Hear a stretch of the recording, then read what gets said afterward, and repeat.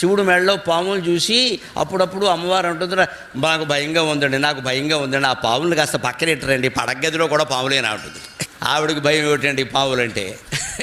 కానీ ఒక భార్య ఎలా ఉండాలో అలాగే ఉంటుంది భర్త దగ్గర. తన ఐశ్వర్యాన్ని, తన శక్తిని ప్రదర్శించాల్సిన అవసరం ఏం లేదు. భర్త దగ్గర ఎలా ఉండాలో అలాగే ఉండాలి. బయట భర్త ఎంత గొప్పవాడైనా భార్య దగ్గర ఎలా ఉండాలో అలాగే ఉంటాడు. ఆయన అంతే, ఆవిడ అంతే. అందుకే సంసారం కలకాలం నడిచింది. ఎప్పటికీ పెళ్లి జరిగితే ఏదైనా పెద్ద దంపతులు ఎవరైనా కాస్త 70-80 ఏళ్ల వాళ్ళు వస్తే పార్వతీ పరమేశ్వరులు వచ్చారండి అంటాం. అంటే వాళ్ళలాగా కాపురం కలకాలం నిలబెట్టుకోవాలని అర్థం అక్కడ. ఎందుకంటే వీళ్ళ మధ్యలో చాలా విభేదాలు ఉన్నాయి. ఆవిడ సర్వాభరణాలు ధరిస్తుంది, ఆయన బూడిద పూసుకుంటాడు. ఈవిడ పట్టు చీరలు కట్టుకుంటుంది, ఆయనేమో ఏనుగుతోలు కట్టుకుంటాడు. ఇక అన్ని విభిన్నమే అయినప్పటికీ ఇంతకాలం కాపురం చేశారు. హాయిగా భార్యాభర్తల కాపురాలు నిలబడాలంటే అందరూ అలాగే ఉండాలి. ఈ పక్షం వాళ్ళు ఆ పక్షం వాళ్ళు అందుకు సహకరించారు. ఏం పెట్టారని సావగొట్టేయకూడదు మనుషులు బట్టి.